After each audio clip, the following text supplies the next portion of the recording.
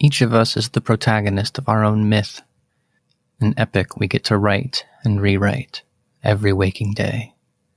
Our stories reveal our passions and fears, our sadness, hardships, and joys. And when we share this story, we invite others to understand who we are, to comprehend us through the universal grammar of the soul. You're listening to the All Night Society, an actual play podcast brought to you by Queen's Court Games.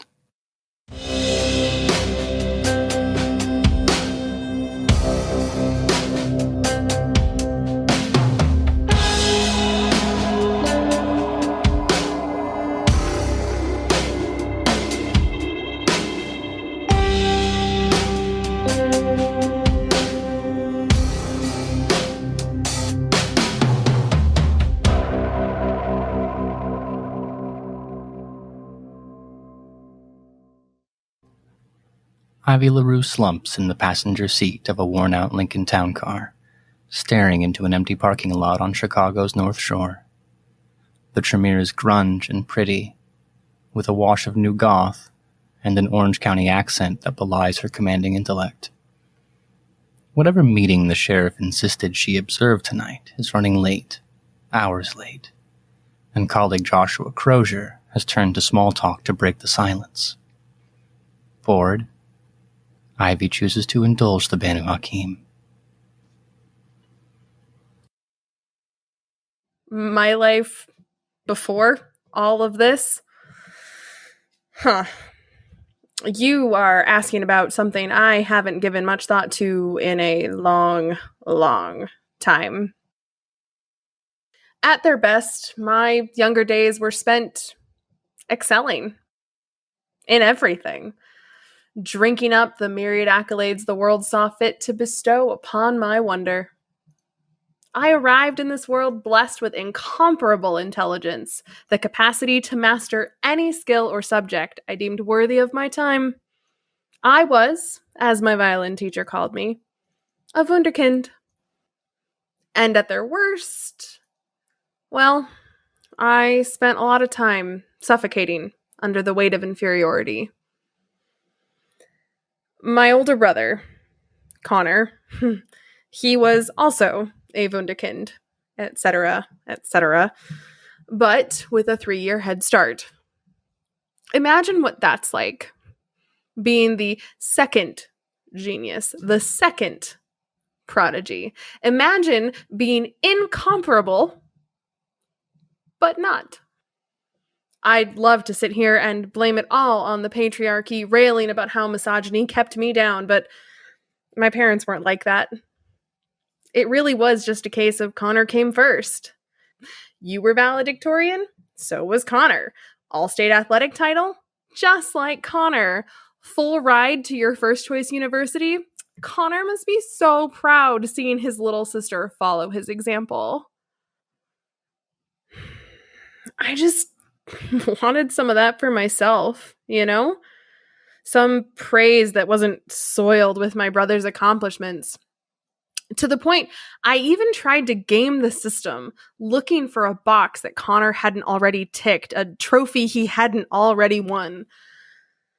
So, my senior year, I guess that would have been 88, I joined the academic decathlon team. My brother had already claimed the state debate title 3 years prior, but academic decathlon? Fresh, virgin, unconnored territory. Oh, so you're a queen of the nerds. Figures. Actually, yeah. Unironically. I carried our team to the national championships that year, a trip to San Antonio for myself and my 8 royal nerd subjects.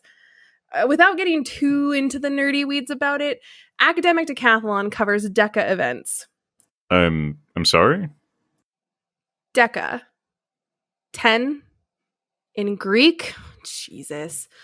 An interview, an essay, an original speech, and 7 multiple choice exams. And all but one of those exams, it's just you at a desk with your number 2 pencil. The last one, they call the super quiz.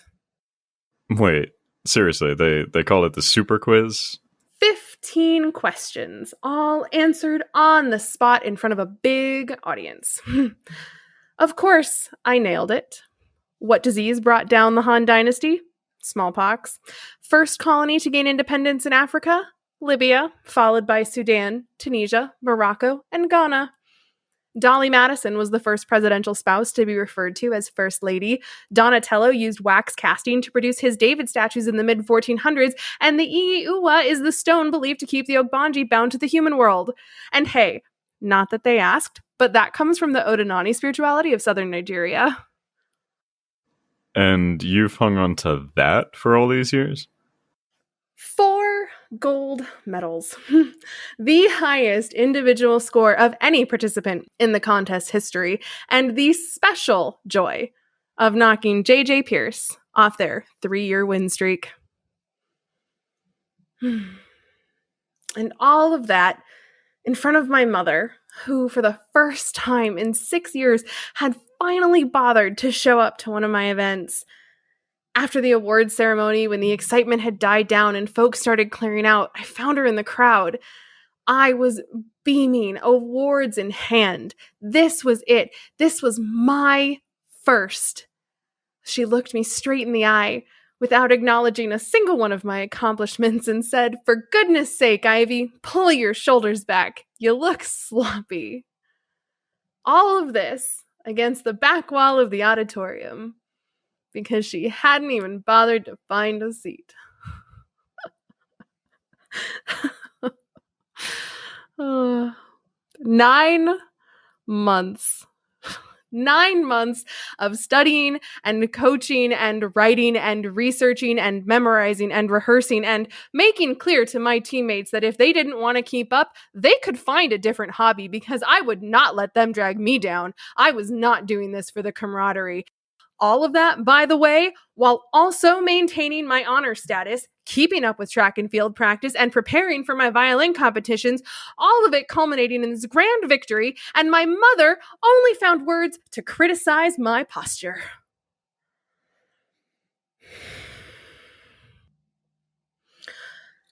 I should have learned my lesson, really. Maybe it would have been better for me, mental health, long term, to just accept that I wasn't the one they were proud of, that I never would be. To my parents, affection was earned, your reward for hard work. And Connor had set the bar so high, there just wasn't any way for me to shine brighter than he did. But I didn't learn. So it kept hurting, just as bad. When I was awarded a National Merit Scholarship, when I was named a Davidson Fellow, when I graduated from Stanford 3 years later, summa cum laude, and walked out with a Fulbright scholarship and an offer to continue my studies at Cambridge. Although that last one might actually have been my fault, deciding to study cultural anthropology instead of earning a real degree, like finance, like Connor. But Connor's academic work only ever earned him a job at our father's white shoe investment firm, where mine had me traveling to DC to accept, in case I didn't mention it, my Fulbright. By myself. Because while I was accepting one of the most prestigious postgraduate scholarships on the planet, trying to remember to breathe, shaking hands, and standing for pictures with Senator John Glenn, who had just presented the award on behalf of the United States Congress, my parents were in Connecticut, watching Connor play in some off-season alumni charity game for the Bulldogs, because it was important to him. Because Connecticut is so beautiful in November, if a little chilly. I think that would have broken other people. I mean, I know people who have been broken like that. You know people who have been broken like that. You work with them. They're dating your best friend. Hell, maybe even you dated them. There's that one person they'll never be able to please, and it just clings to them for the rest of their lives, dragging them down like Sisyphus. That's not me. Well, not anymore. After the ceremony, I ended up back in my hotel room. Alone. I paced the room for a time, already plotting the next scheme, the one that this time would win them over. But for once, and honest to God, I can't tell you what it was about that moment, but for once, something finally clicked, and I just let it all go. If I had to guess, perhaps it was realizing that what should have been the most important moment of my life, the thing I should have been ecstatic about for much longer than that fleeting moment, was already unimportant because it didn't get me what I wanted. But I'd made it to where I was in spite of my brother, in spite of my parents. They were too busy fawning over the success of the first that they'd missed the brilliance of their second. And I wasn't going to punish myself for their lack of vision any longer. In a few months, I'd be on my way to England, ready to surround myself with greater minds than theirs. From that point forward, there was only one person I was concerned with proving myself to. And she looked awfully smug, smiling back at me in the mirror.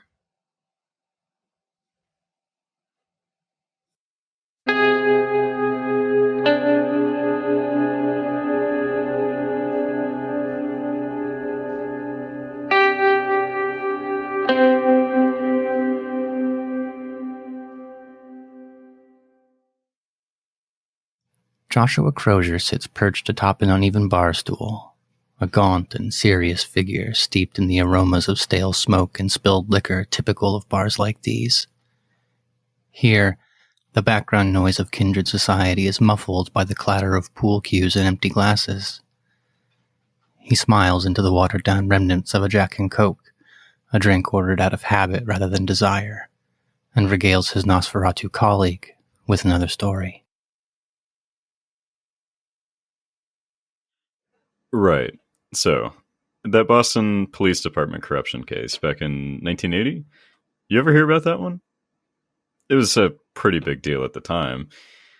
Everyone went around calling it the next Serpico, but it never managed to grab its own name, not really. And without a name, I guess making anything other than a dry documentary about it was going to be pretty tough. This wasn't your standard corruption case where money's taken in and beatings are handed out. There's plenty of that in Boston. No, this went a whole hell of a lot deeper than that. Cops calling in hits using mafia connections. Local gangs paying off cops to smoke a rival lieutenant. Crazier shit than that, even. All of it blown open by one guy, one whistleblower the Bureau managed to hide from everyone but the U.S. Attorney. Like I said, it was wild times.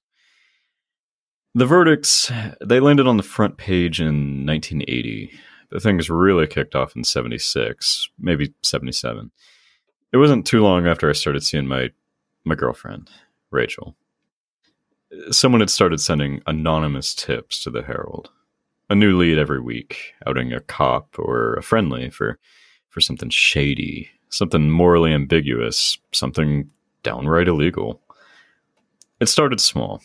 A few cash-greased palms here, a few prisoners with unexplained injuries there. But Mr. Anonymous started taking bigger heads real quick. Getting the papers to ask why certain officers were associating with known mafia bosses, or why so many local drug runners had disappeared in police custody with no questions asked. Yeah, okay. So the department had its own internal investigations going. And this is the days before everyone knew those were bullshit. But either way, the pressure was building. Newspapers, City Hall, the governor, everyone wanted to know why this wasn't being handled, one way or another. And us guys in uniform, no one trusted anyone. Every badge in the city, no matter how clean, was wondering when it was going to be their turn. Anywhere in the city, you could go into the precinct locker room and you'd see cops sniffing around. Just raw suspicion, wondering who it was that was selling people out. Was it a solo play? Some guy on his moral high horse? An undercover Fed, maybe? Shit, maybe a whole ring of them, a full-blown conspiracy. Partners looked twice at each other before going anywhere. Not even the chief was safe from the rumors. Everyone expected everyone else was waiting to stab them in the back for something they'd done, for something they might do, for something they were still doing. Shit, I mean, I was nervous too. You ever felt that knot in the pit of your stomach when you know you're about to be caught for something? Yeah, so imagine that lasting for years, and you have a pretty good idea of what life was like for me in the Boston PD. And it only got worse. For me and for everyone else. even if my reasons were a little different. Oh, let me guess. You were the whistleblower, weren't you? That's very observant of you, Schmendrick. Yes, it was me who was spinning the tips. And I was the one who blew the whistle in 80. But why would you go through the trouble of doing that? Look, so I wanted to be a cop as long as I can remember. I wanted to walk the beat. I wanted to chase down the bad guys. I wanted to be the one kicking down doors and yelling, "Everyone, hands in the air." And I did that for a couple years. But then I got pegged for detective, and wouldn't you know it, I enjoyed that a whole hell of a lot more than being Officer Crozier. Crime scenes are all quiet. You walk into one, you know something happened here, and someone knows about it, and all you gotta do is draw the lines and connect the dots. Suffice it to say, I was really fucking good at drawing lines and connecting dots, and that's what got me into trouble, probably 6 months after I picked up rank. I'd been working this homicide. Real ugly case. Turned out to be a mob connection. Let me tell you, nothing in my life had felt as good as putting that guy behind bars. First-degree murder, life sentence, eligible for parole after 30 years. Section chief gave me 2 whole days to celebrate that one before he handed down my next case, and that was that. Next thing you know, it's 3 months later, and I'm driving to the station after a shift, and I see this guy, this same fucking guy, walking down the street. I damn near crashed my car with that double take, making sure it was him. And it was. Turns out, there had been some bad evidence that got the charges knocked down to conspiracy, and the appellate bench had decided this model citizen deserved leniency from the state. From life in prison to 3 goddamn months.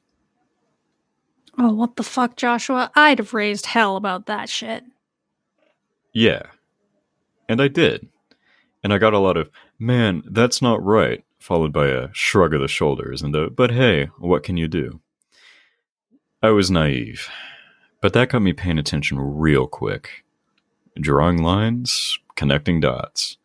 And just like that, I was seeing it everywhere. All the favors, the bribes, the schemes, the rackets. Right there, right in front of my eyes, just like it always had been. It was like the veil had been lifted, I guess.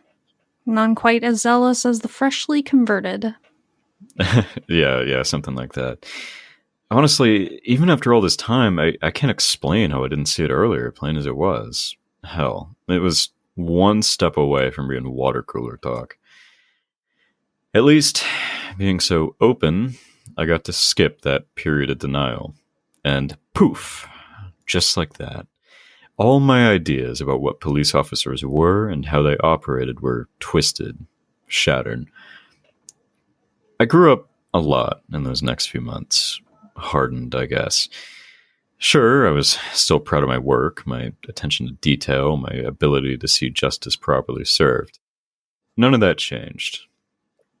I just realized only a handful of people in the department actually shared those ideals, and even fewer were willing to pursue them with the same kind of vigor. The profession just wasn't worthy of the enthusiasm I'd given it before. So you turned on them. Oh, yes. See, I don't remember when the idea for anonymous tips popped in my head, or when I finally decided to pull the trigger on it. It couldn't have been more than a year after I graduated the academy, because yeah, it was close to my second year with the department. I started off small, testing the waters. The first tip was about some minor accounting errors in the motor pool budget handed over to one of the city's pulp rags. Not the best and brightest of Boston's Fourth Estate, sure, but I'd given him enough to catch the scent and follow the money out of the station. They never did manage to figure out why it was leaving or where it was going, but that wasn't really the point. That was my test run, my proof of concept. The department was forced to hold a few meetings, the crooks got a little more careful, and that was that. No one came within 100 miles of pegging me as the source. So I escalated. I even got a little cocky. From small budget discrepancies to full-blown cash bribes, from prisoners with suspicious injuries to straight-up disappearances, the whole 9 yards. I was still careful, for sure. I submitted to a different paper every time, dropping documents in mailboxes at random. Soon, every paper in the city was chasing this spiderweb of a story. Mob money has a home in the Boston PD. I've managed to spin the whole thing from a department that had gone full-blown paranoid and hadn't come close to caught. I figured I was invincible. Nah, you only thought you were invincible. I mean, what can I say? I fucked up. 2 days after my second anniversary with the force, and I was getting called into the chief's office. He had this grim, sour look on his face. I knew right away I'd been made. So, one of those tips I'd put out, right? Turns out, I was the only one with the insider knowledge to connect a particular mobster and his generous donation to the police benevolent funds to a particular murder that had gone, well, let's call it under-investigated. And the chief, he'd done his homework. Oh shit, you got caught. What'd you do? Well, the chief wasn't some cartoon villain, right? A slimy, corrupt asshole for sure, but not some Legion of Doom type. He just laid it all out, straight and simple. I was to send a letter to my outlets thanking them for their help in purifying the department, give the impression that this had all been low-level officers making plays without any knowledge from the higher-ups. Or else? Or else there'd be consequences. I didn't have to ask, and I doubt you do either. Firing me would just make too much of a spectacle, and they didn't have anything to pin charges on. That didn't leave the thin blue line with very many options. I left his office with a knot in my throat, my heart pounding against my ribs, and zero question about what I had to do next. Let me guess, you got the fuck out of town. No. I went to the bureau with it. All of it. Ballsy move. It was a risky move for sure, but without a play of that magnitude, it was only a matter of time before the big fish moved to permanently resolve the issue. These people play for keeps. I couldn't guarantee my own safety, let alone Rachel's, and... Oh yeah, by the way, all that corrupt mob stuff, the beatings, the murders, whatever, all that would still be going on. It took 5 months for the feds to do enough of their own digging to substantiate the case. They made public filings of their charges, and on that very same day, the threats started rolling in. They weren't exactly subtle. Maybe subtle enough to make sure no one could prove their source, but the message was still clear enough. The public was going to turn their attention elsewhere eventually, and when that happened, I wasn't going to be safe anywhere. Not at work, not at home, not at the grocery store, and not even at that Italian place on 17th. And the note made real careful mention that I liked the meatball subs the best. I wouldn't be safe anywhere. I was fucked. And yet you're still here. You must have done something, right? Yeah, I did. I took the witness stand. I told the jury everything I knew, even though any one of those men lined up in front of me could have made that call, sent my name to some back alley slicer who'd take the job, no questions asked. But I still did it. Well, I guess that's because you're a brave dude, Josh. No. It's because I was a fucking idiot. I was still learning how the game was played while I was playing it. I'd started all this trouble without an ace up my sleeve. I would have absolutely ended up killed, buried, forgotten, save for this buddy of mine. Paul Kenfer. He was a new guy-ish. He was smart. Smarter than me, probably. See, while I was walking around thinking I'd never get caught, Paul was spreading a rumor that I had some kind of dead man switch, that if someone iced me, all the real nasty stuff would get out. It was a total lie, of course, but it worked. Well, sort of. For all my effort, the case turned out to be pretty mundane, really. Some low-level guys got pinned, 5 years here, 10 years there. But the feds were content to declare victory and walk away without taking on the big guys. The real creeps behind it weren't even indicted. No one went to jail, no one paid a cent. As soon as the public had something else to rail against, it was back to business as usual for the Boston PD. Oh man, that sucks. No justice in the justice system, I guess. Yeah, it's really rather short. Anyway, I made it out unscathed. For a few years, the new guys coming in knew someone was watching, and thanks to Paul, they were way too afraid to do anything about it. I went back to work, and I figured that's how I'd spend every year right up until retirement. As it turns out, I was wrong about that, too.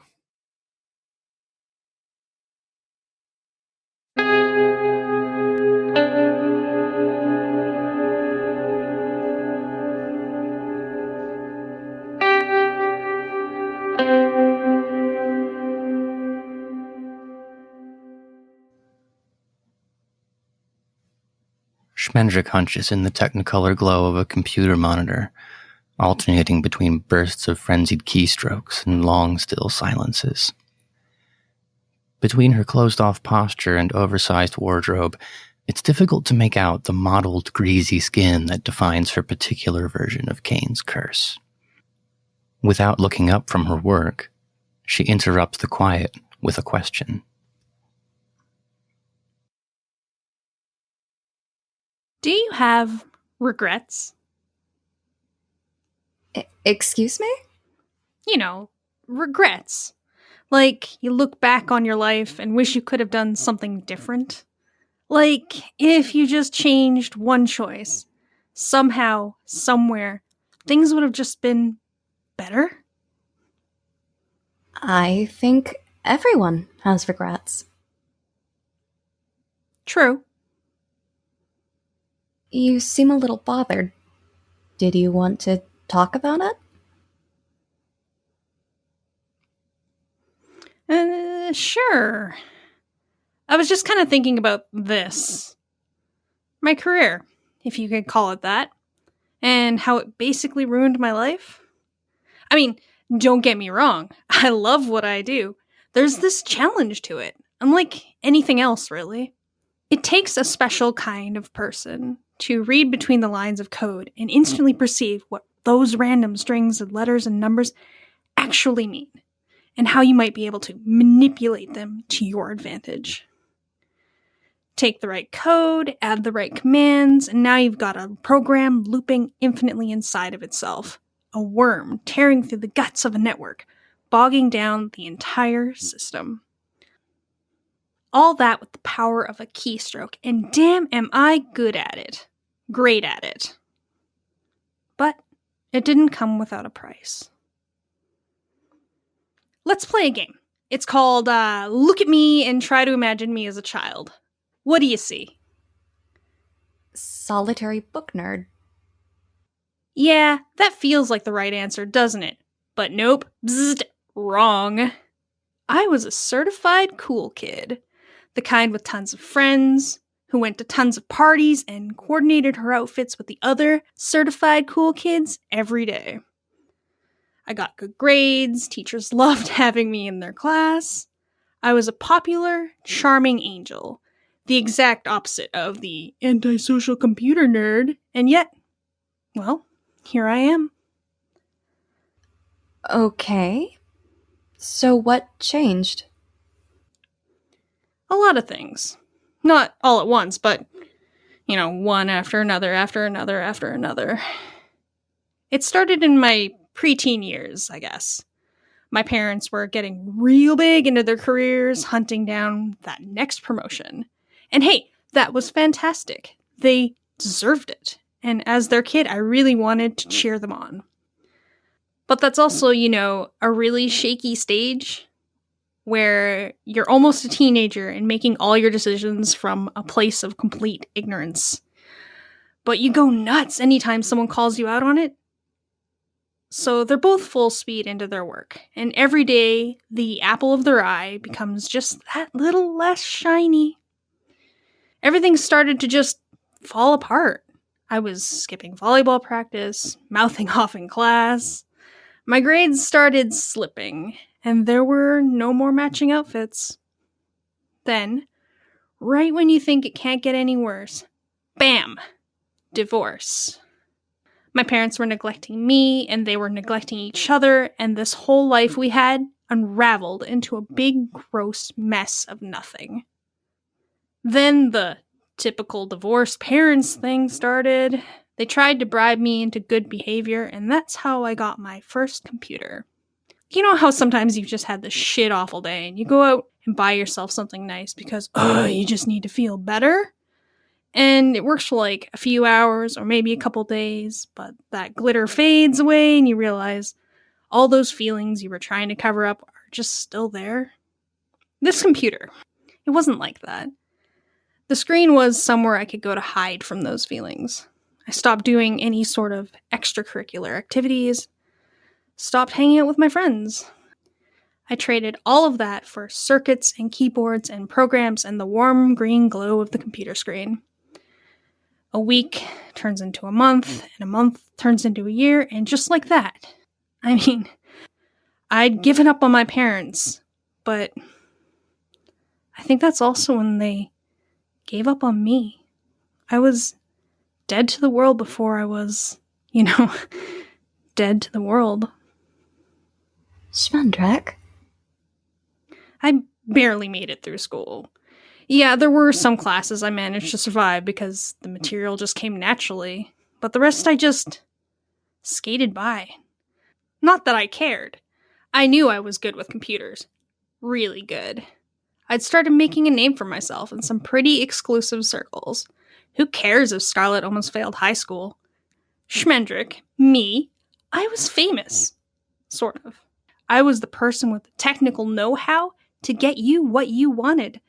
If I wanted to.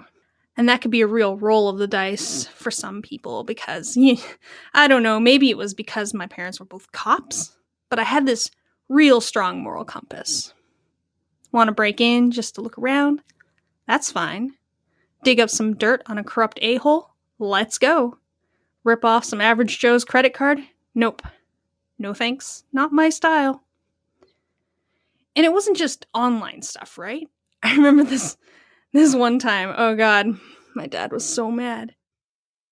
I snuck some code into my dad's mouse driver, so every time he went to close out of a program, when he would try to click that little X with the mouse, it would skyrocket off in some random frickin' direction. It was like his mouse was possessed. That poor guy.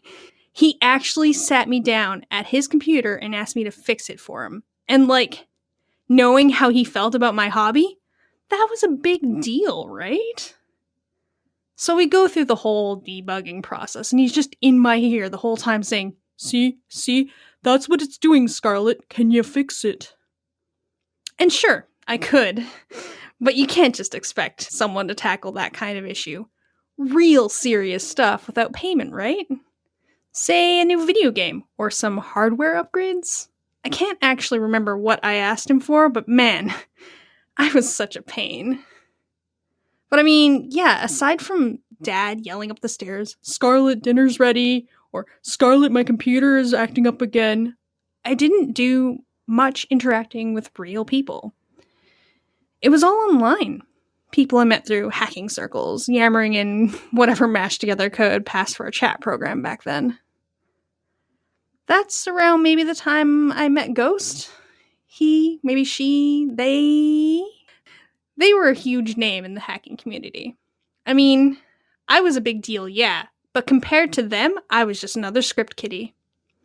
We built a friendship, sort of. Real slow.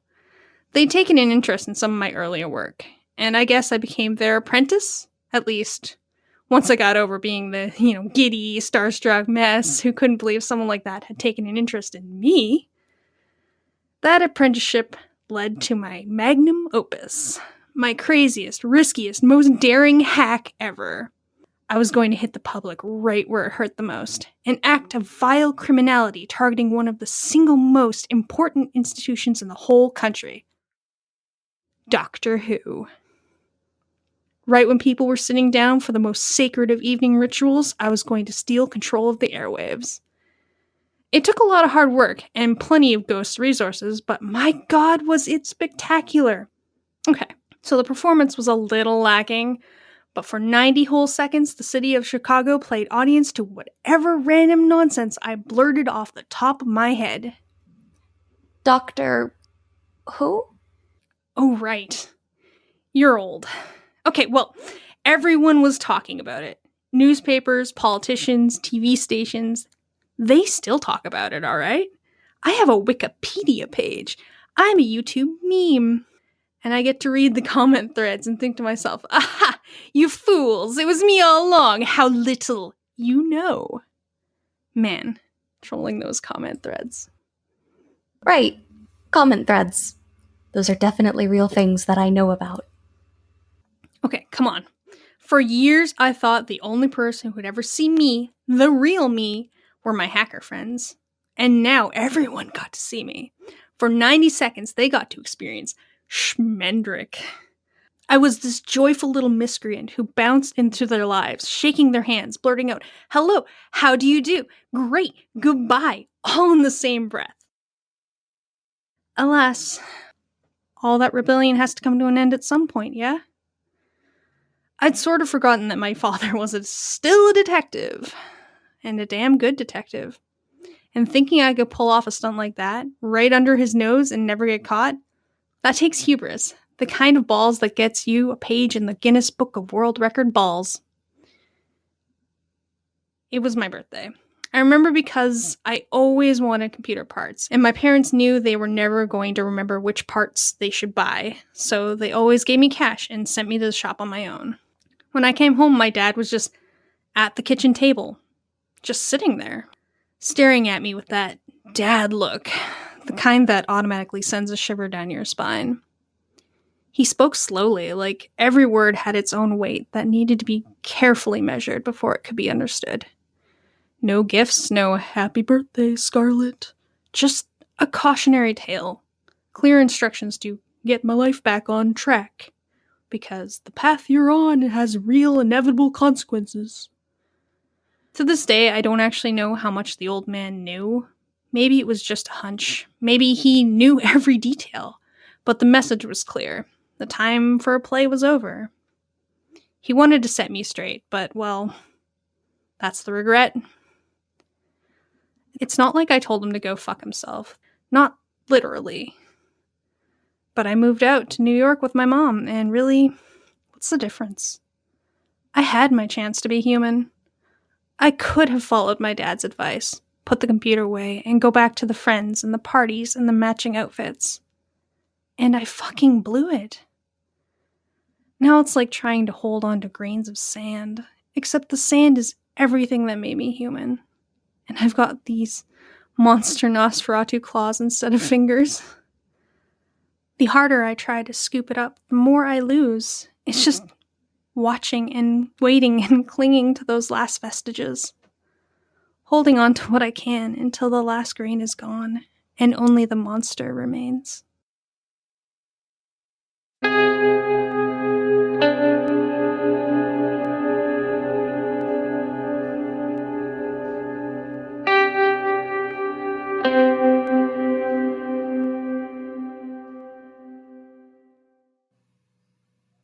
Rebecca Mitchell kneels adjacent a traditional Navajo loom, tough fingers dancing patiently over strands of spun wool yarn. She's made her home in an abandoned grain silo, cold and dark, with walls and floors of bare concrete. But no chill can fully permeate this space, which the quiet and venerable woman fills with matronly warmth. Nearby, Joshua Crozier watches the Gangrel work. It's certainly not as easy as it looks, believe me. I've managed to finish about four weavings in my years of work. This one will make it 5. Honestly, I figured you'd have made more, considering, well... Considering that I'm old. I mean, yeah. Loom work is slow, deliberate. A decade, a century of practice does not mean the thread draws any more swiftly than when I first took up the craft. The weft comes together under my fingers with time, and the weaving with only further dedication of the same. I'd say I'm something of an authority on the matter, and my works have survived the passage of time, just as I have. Yeah, an awful lot of time. Chinny. But, okay, you said you'd made others, right? Over the many years? Mm-hmm. Although I can't say what's become of them. A few I gave to friends, one I made for the cabin back home. They've no doubt traveled beyond where I could find them. I wish I could have seen them. Well, they're perhaps not my own creations, but surely you've seen the works of my people. Even before those antique shows or the public displays encased in glass, to know the work of a Dene craftsman is to know quality. Our crafts are so much more than something to be wrapped about your shoulders on a cold night or nailed to a wall. They are our stories, our lives and our homes.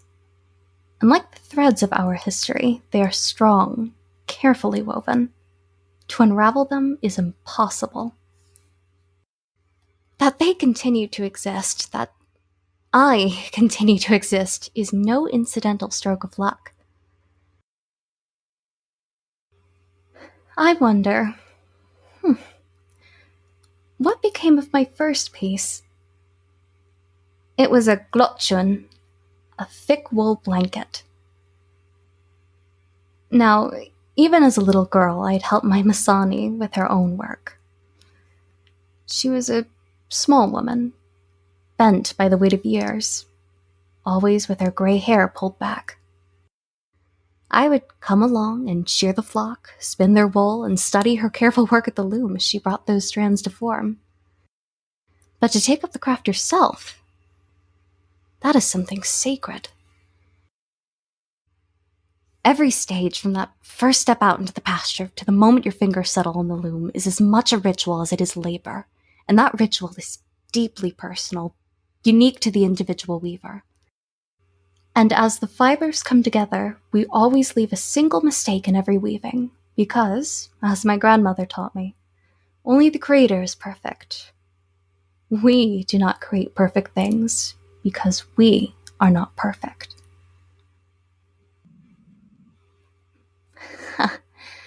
But I suppose you didn't come to hear me ramble about a life long past, eh? No, please, go on. This is fascinating. To be honest, I was just thinking about how much Ivy would hate your grandmother. Right. The perfect witch. So, the Golchun? But how I struggled with that blanket. Being young and perhaps a bit too proud for my own good, I thought I could make a weaving that would outshine anything that old loom had ever given shape. The yarn was not so much a creation to me as it was something to be mastered by an arrogant youth. My grandmother must have thought I'd spent too long in the sun, the way I crouched over every fiber of that wool. When the weaving began in earnest, my mind was abuzz with the grandeur I would render onto the loom, how it would be the greatest blanket ever graced my family's home, and how my ancestors would look upon it with immeasurable pride. Couldn't count on my hands the number of times the weaving would end up being taken apart and started anew, all in the frustrating search for perfection. Even that customary mistake I used to leave would be perfect, incorporated just so. It was a ceaseless exercise in starting, stopping, unwinding all my efforts, and starting again. That sounds exhausting. It was. It was soul-draining. Neither my mother nor grandmother stepped in, however. I was an especially moody young woman, too obsessed with transcending the craft to drink in the wisdom of my elders. A fiercely proud and touchy woman, blind to the traditions and hours spent at her grandmother's side, seeing only a need to prove herself. Perhaps this was a lesson that all weavers had to learn for themselves. What's the use of pursuing perfection in your craft when perfection cannot be achieved? But I haven't been that woman in a long, long time. She worried too much about how her family might judge her if she didn't give them the best of her work, about how a single thread left out of place would see her blanket unraveled before the winter. Those are the follies of youth, Being handed such a daunting project, knowing you will be judged by your elders and held against the examples of history. It frightens you into wasting your efforts, chasing the unattainable. Sounds almost like, say, being given a task by the prince. Quite. It's odd now, watching so many of our kind devote themselves to achieving some version of an unblemished ideal. They toil to be peerless, supreme. I cannot imagine an eternity squandered on so vain an effort. How can you be so proud as to make any tapestry perfect, be it the blanket you lay on your bed or the story you weave with your life? We are not immaculate. Our humanity lives within our flaws. Yeah, well, don't let Ivy hear you say that. She'll learn. I've had the better part of 2 centuries to think about that blanket. I was obsessed with preserving the stories of a colorful and noble people dragged through horrors with feathers in their hair and shedding only a single tear, betrayed and tormented and driven to the brink of extinction by a power committed to this day, seeing us robbed of our homes. And because I had survived, I had a responsibility, a duty even, to make sure our culture was preserved in such a way that it could never be extinguished. In that sense, I had lost the intent of my craft. Those tragedies do not define my people. They were not and are not our identity. Our survival did not need to be polished and made into something beautiful. We lived. Not in glory, not by any stretch of the imagination. But we remained. Survival it's rarely pretty. No. But we grow from it, as I did when I eventually returned to the loom. I had worked myself into a fever on my own and shut out my family in futile pursuit of an impossible ideal. So before I took up the threads again, I went to my Masani's side, as I had when I was a little girl, and watched her weave. She had experienced so much in her long life, all the same trials that I had faced and more. But it did not affect her skill with the craft. She was careful but not obsessive, gathering the fibers to form the selvage, forming the weave with none of the frantic exactness that had hounded my own work. It was serene, like an embrace from a loved one, enclosing and safe. She chanted softly, and we escaped the overbearing heat of a spring sun, traveling into her story. Into the gray hills standing proud above the desert, crowned with spots of snow. Into the stormy skies that gave way to fields of golden yellow, where heroes posed among their defeated foes and guarded the clans from all manner of beasts. All the while she chanted softly, fretting gentle words of advice into the songs passed from grandmothers to mothers to daughters over the uncountable ages. I took her lessons to my own loom, no longer burdened by the urgency of unrivaled creation. These threads would be my own, of my own stories and the joy they carried. Through dyed strands I spun the Dine Bahane, the story of how we came to be, of the dark where we began in our journey forth, and the wisdom gained in the shaping of the land. My mind was at peace, then. The one and only time in that life, and in this one, that I can recall feeling that sort of tranquility. There was my family, my craft, our home. And whatever the future might bring us, we would always have the strength of our ties to this land, and to each other. It took me 2 months to finish my blanket. A splendid recollection of our birth into the world, rendered human by a single white thread cleaving a wide field of dark gray. Jesus. Of course, there was more to do. The blanket still needed cleaning, and I would have to test the ends. But kneeling there with my creation, now I had become a weaver. Your family, they must have loved it. Oh, my elders. The joy on their faces when I finally revealed my work. They had all witnessed the sullen woman agonizing over every thread. Now she stood holding a work worthy of being celebrated, woven with a clear head steeped in the wisdom of the old ways, and all the more beautiful for it. Any other blanket might have made its way to the trading post, but I couldn't bring myself to part with it. There would always be other blankets, or shawls, or rugs, and in those days, people weren't paying thousands of dollars for collectibles or antiques. The traders back then didn't see the hours of effort that went into a piece, or the chance that go with them. Whatever we made, it was worth only a little more than the textiles spat out by machines in the East. They certainly wouldn't appreciate this first beautiful thing to come from my loom. So my family kept it, even if some grumbled about the things we could have enjoyed had I allowed it to be traded in.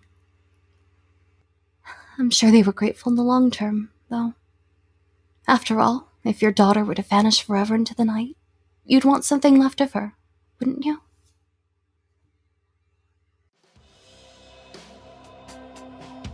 You've been listening to The All Night Society, an actual play podcast brought to you by Queen's Court Games.